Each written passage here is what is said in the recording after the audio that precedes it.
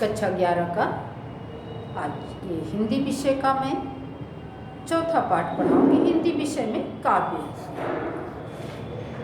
खंड, हिंदी का काव्य खंड है ये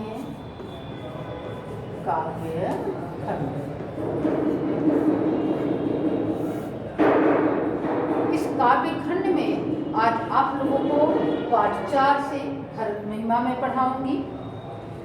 इस भरत महिमा के कवि हैं गोस्वामी तुलसीदास जी। गोस्वामी तुलसीदास जी भक्तिकालीन श्रेष्ठ कवियों में से एक हैं। भक्ति काल की 2 मुख्य शाखाएं हैं, ये तो आप लोगों को पहले भी बता दिया गया है, सगुण भक्ति शाखा और निर्गुण भक्ति शाखा। सगुण भक्ति शाखा की भी 2 शाखाएं हैं, राम भक्ति शाखा और कृष्ण भक्ति शाखा। ये तुलसीदास जी राम भक्ति शाखा के श्रेष्ठ कवि हैं। ये आज इसका भाग 1 में आप लोगों को बताऊंगी। भाग 1 तुलसीदास जी की जीवनी बच्चों आप लोग किताब में पढ़ लीजिएगा, ठीक है, और उसकी संक्षिप्त जीवनी कॉपी में लिखना है। तो अब ध्यान दीजिए, ये भरत महिमा ये दोहा और चौपाई छंद में लिखा गया है। ये आपको देखिए, जैसे ये 2 लाइन दोहा छंद है, उसके आगे की ये चौपाइयाँ हैं। इस तरह से भरत महिमा दोहा और चौपाई छंद में लिखा गया है। इसकी भाषा अवधी भाषा है। तुलसीदास जी ने अवधी और ब्रज भाषा दोनों का ही प्रयोग किया है। ये रामचरितमानस का अंश है भरत महिमा, जो पूरी तरह से अवधी भाषा में लिखा गया है। दोहा चौपाई छंद है, छंदों में लिखा गया है, कहीं कहीं सोरठा छंद भी मिलता है, लेकिन आप जो भरत महिमा पढ़ेंगे इसमें आप लोगों को दोहा और चौपाई छंद ही मिलेगा। तो अब आइए बच्चों, ठीक है, इस पर ध्यान दीजिए। चलत पयादे खात फल पिता दीन तजी राजू, जात मनावन रघुबरही भरत सरिस को आजू। ये भरत महिमा भरत जी की महानता, ये उस समय का प्रसंग है जब भरत जी को पता चलता है कि राम लक्ष्मण और सीता जी वन को चले गए हैं और उसका कारण वह स्वयं हैं। माता कैकेयी ने उनके लिए राम का राज्य ले लिया है और राम को वन गमन के लिए भेज दिया है। तो भरत जी राम को मनाने के लिए वन जाते हैं, उस समय का ये प्रसंग है। चलत पयादे, अब ध्यान दीजिए, पहले कुछ कठिन शब्दों पर ध्यान दीजिए बच्चों। ये पयादे, पयादे का अर्थ है पैदल। खात फल, फल खाते हुए। पिता दीन तजी राजू, तजी माने त्याग देना, पिता के द्वारा दिए गए राज्य को त्याग कर। जात मनावन रघुबरही, रघुबर अर्थात श्री राम को। भरत सरिस, सरिस माने समान। भरत जी पैदल चलते हुए, फल फूल खाते हुए, पिता के द्वारा दिए राज्य को त्याग कर रघुबर को मनाने के लिए वन जा रहे हैं। भरत सरिस को आजू, भरत के समान आज कौन है, अर्थात भरत के जैसा महान इस संसार में आज कोई नहीं है। भरत जी पिता के द्वारा दिए राज्य को त्याग कर पैदल चलते हुए, फल फूल खाते हुए श्री राम को मनाने के लिए वन जा रहे हैं। भरत के समान आज इस संसार में कौन है। भायप भगत भगति भरत आचरणु, भायप यानी बड़ा भाई, भगति यानी भक्ति, भक्ति अर्थात भक्ति प्रेम। भरत का बड़े भाई के लिए भक्ति प्रेम और उनका सुंदर आचरण कहने से, सुनने से दुख और दोष, दूषण माने दोष, हरण हो जाता है यानी दूर हो जाता है। भरत का अपने बड़े भाई के लिए भक्ति प्रेम और सुंदर आचरण, कहने से सुनने से दुख और दोष हर उठते हैं, अर्थात दुख और दोष दूर हो जाते हैं। जो किछु कहब थोर सखी होई। भरत जी जब वन के लिए जा रहे हैं तो गांव में बहुत सारे, रास्ते में बहुत सारे गांव पड़ रहे हैं। वहाँ गांव की स्त्रियां आपस में कह रही हैं कि हे सखी, भरत के बारे में जो कुछ कहेंगे वो थोड़ा ही है, थोर माने थोड़ा अर्थात कम ही है। राम बंधु, बंधु माने भाई, राम का भाई अस काहे न हुई, ऐसा क्यों नहीं होगा। जब राम स्वयं ही इतने अच्छे हैं तो राम का भाई ऐसा क्यों नहीं होगा।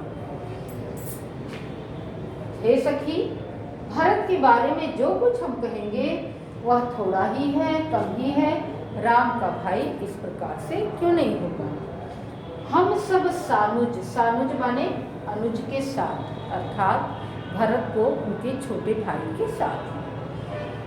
हम सभी गांव की स्त्रियां भरत को उनके छोटे भाई शत्रुघ्न के साथ देखे, भैन धन्य जुगती जन लेखे, मानो इनका दर्शन करके, इन्हें देखकर ऐसा प्रतीत हो रहा है मानो हम गांव की स्त्रियों का जीवन ही धन्य हो गया है। सुन गुण देखी दशा पछताहीन, इनके अच्छे गुणों के बारे में सुन करके और इनकी ऐसी दशा अर्थात इनकी ऐसी दीनहीन दशा देख करके हम पछता रहे हैं। कैकेयी जननी जो सुत नहीं, कैकेयी जैसी माता के योग्य ऐसा पुत्र नहीं था। ये पुत्र तो बहुत ही अच्छा है, इसके सारे गुण अच्छे हैं और कैकेयी जैसी माता के कारण इसकी दीनहीन अवस्था हो गई है। तो इनके अच्छे गुणों को सुन करके और इनकी दीनहीन दशा देख करके हम पछता रहे हैं। कैकेयी जैसी माता के लायक ऐसा पुत्र, महान पुत्र नहीं था। को कह दूषण रानी नहीं, कोई अन्य स्त्री कहती है कि इसमें रानी का कोई भी दोष नहीं है। विधि सब कीन, या सब कुछ तो भाग्य का किया हुआ है। हमें जो दाहिन, दाहिन माने दुख देना, जलाना, जो हमें दुख दे रहा है। कहाँ हम लोक वेद विधि हीनी, लोक माने संसार। गांव की स्त्रियां आपस में कहती हैं कि कहाँ हम गांव की स्त्रियां लोक मर्यादा से, वेदों के ज्ञान से, भाग्य से पूरी तरह से हीन है। यानी हमें लोक मर्यादा का कोई ज्ञान नहीं है, वेदों का ज्ञान नहीं है, भाग्य से भी हम कमजोर हैं। लघुती, लघु माने छोटा, ती माने स्त्री। हम छोटे कुल की स्त्रियां हैं। लघुतीय कुल, हम छोटे कुल की अर्थात छोटे खानदान की, नीच खानदान की स्त्रियां हैं।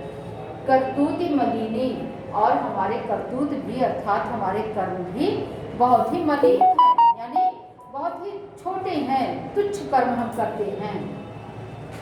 बसहि कुदेश, हम जैसे लोग जहाँ बसते हैं, रहते हैं, वह बुरा देश भी है। कु, ये देखिए, कु का अर्थ होता है बुरा। वह क्षेत्र, वह देश बुरा है, वह गांव बुरा है, और जहाँ हम वास करते हैं वह स्थान भी बुरा हो जाता है। अर्थात हम जैसे मैले कुचले कर्म करने वाले, मलिन कर्म करने वाले, तुच्छ विचार वाले लोग जहाँ रहते हैं वह स्थान भी बुरा हो जाता है। कह यह दरसु, और हम जैसे छोटे लोगों को, छोटे विचार वाले लोगों को, छोटे कर्म करने वाले लोगों को, गंदा काम करने वाले, गंदे विचार रखने वाले लोगों को कहाँ इनके दर्शन प्राप्त हुए, या हमारे पूरे कर्मों का ही परिणाम है। अस आनंद अचिरज प्रतिग्रामा, ऐसा आनंद यानी खुशी, ऐसा आनंद, ऐसी खुशी और आश्चर्य प्रत्येक गांव में फैल जाता है। जन मरुभूमि कलप तर जाना, ऐसा उनकी खुशियों को देख करके ऐसा लग रहा है, जन माने मानो, मरुस्थल भूमि में कल्प वृक्ष, कल्प तरु अर्थात कल्प वृक्ष जम गया हो। कल्प वृक्ष अर्थात जो सबकी इच्छाओं को पूरा करता है। तो इस प्रकार से राम लक्ष्मण और सीता के दर्शन करके, भरत शत्रुघ्न के दर्शन करके गांव की स्त्रियों को, गांव के लोगों को लगता है कि उनकी अब सारी इच्छाएं पूरी हो गई हैं, कोई इच्छा शेष नहीं रह गई है। तो उनका आनंद, उनकी खुशी देखकर ऐसा प्रतीत हो रहा है मानो कल्पवृक्ष में ये गांव मरुस्थल भूमि रहा हो, इस मरुस्थल भूमि में कल्पवृक्ष जमाया हो जो इनकी सारी इच्छाएं पूरी कर दे रहा है। फिर से देख लीजिए बच्चों, भरत जी पिता के द्वारा दिए राज्य को त्याग कर पैदल चलते हुए, फल खाते हुए रघुवर को मनाने के लिए वन जा रहे हैं। भरत के समान आज कौन हो सकता है। भरत का अपने बड़े भाई के लिए भक्ति प्रेम और उनका सुंदर आचरण कहने से, सुनने से दुख और सारा दोष मिट जाता है। गांव की स्त्रियां कहती हैं कि हे सखी, इस भरत के आचरण के बारे में, भरत के गुणों के बारे में जो कुछ कहा जाए वो थोड़ा ही है, कम ही है। राम बंधु अस काहे न हुई, जब राम स्वयं श्रेष्ठ चरित्र वाले हैं, स्वयं महान हैं, तो उनका भाई ऐसा क्यों नहीं होगा। हम सभी गांव की स्त्रियां भरत को उनके छोटे भाई के साथ देखे, ऐसा लग रहा है मानो हम गांव की स्त्रियों का जीवन ही धन्य हो गया है। कोई दूसरी स्त्री कह रही है कि सुनी गुनी देखी दशा पछताही। वो स्त्रियां कहती हैं कि इनके गुणों के बारे में सुनकर और इनकी दीनहीन दशा देखकर हम पछता रहे हैं। कैकेयी जैसी माता के योग्य ऐसा श्रेष्ठ पुत्र नहीं था। कोई अन्य स्त्री कहती है कि इसमें रानी का कोई भी दोष नहीं है, या सब कुछ तो भाग्य का किया हुआ है जो हमें दुख दे रहा है। कहाँ हम गांव की स्त्रियां जो लोक मर्यादा से, वेदों के ज्ञान से, भाग्य से पूरी तरह से हीन हैं, और छोटे कुल की हम स्त्रियां हैं, हमारे मैले कुचले कर्म भी हैं। हम बुरे देश में रहते हैं, बुरे गांव में रहते हैं, वो स्थान भी बुरा हो जाता है जहां हम जैसे बुरे लोग रहते हैं। और कहाँ हमें इनके दर्शन प्राप्त हुए, ये हमारे पूरे कर्मों का ही परिणाम है। ऐसा आनंद, ऐसा आश्चर्य प्रत्येक गांव में व्याप्त हो जाता है, फैल जाता है। उन्हें देखकर ऐसा लग रहा है मानो मरुस्थल भूमि में कल्पवृक्ष जमाया हो जो उनकी सारी इच्छाएं पूरी कर दे रहा है। यहाँ देखिए बच्चों, ये रामचरितमानस से लिया गया है, दोहा और चौपाई छंद में है, शांत रस है और ब्रज अवधी भाषा है। ठीक है, चलिए आगे के पैराग्राफ, आगे वाले वीडियो में आप लोगों को और जानकारी बताएंगे।